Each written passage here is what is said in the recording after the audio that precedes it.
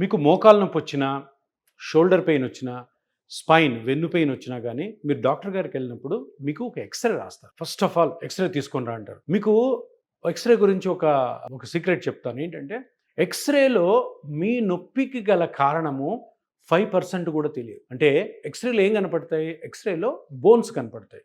So, బోన్స్‌లో ఏదన్నా problem ఉండి, ఆ బోన్ వల్ల మీకు నొప్పి వస్తేనే మీకు ఎక్స్‌రేలో దానికి కరెక్ట్ డయాగ్నోసిస్ వస్తది. కానీ ఈ ఎక్స్‌రేలు తీసుకోవడము, పెయిన్ కిల్లర్స్ వాడడము. ఎక్స్‌రేలు తీసుకోవడము, పెయిన్ కిల్లర్స్ వాడడం. ఇది చేయడం వల్ల రియల్‌గా ఆ జాయింట్‌లో గానీ, స్పైన్‌లో గానీ ఏమి డ్యామేజ్ జరుగుతుందన్నది మనకి తెలియకుండా ఆ ఎక్స్‌రేలు తీసుకుంటూ ఎక్స్‌రేల వల్ల ఏం ఇన్ఫర్మేషన్ తెలియక మీరు పెయిన్ కిల్లర్స్ వాడడం ద్వారా పెయిన్ కిల్లర్స్ వల్ల వచ్చే కాంప్లికేషన్స్ వస్తాయి.